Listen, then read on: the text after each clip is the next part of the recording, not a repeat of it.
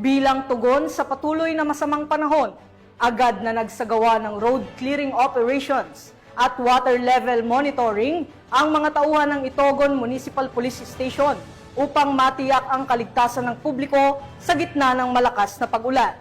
Patrolwoman Jomalyn Kakanindin sa ulat.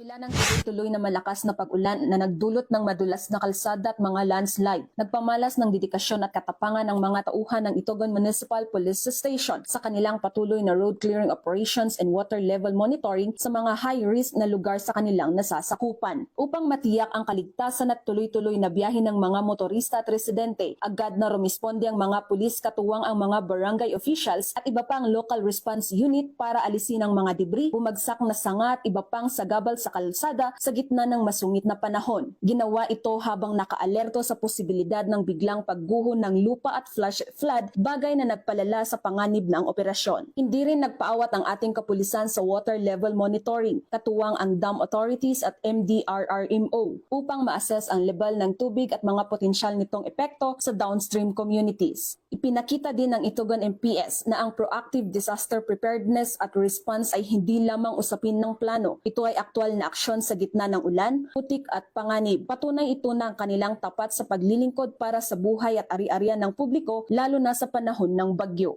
Mensahe ng Itogon PNP sa komunidad na manatiling mag-ingat sa biyahe, iwasan ang landslide-prone areas, at agad na makipag-ugnayan sa mga otoridad para sa anumang insidente o obserbasyong maaaring pagbunsod ng panganib. Mula dito sa La Trinidad, Benguet, ako ang iyong PNN correspondent, Patrolwoman Jomalyn Kakanindin, alagad ng batas, tagataguyod ng Balitang Tuloy.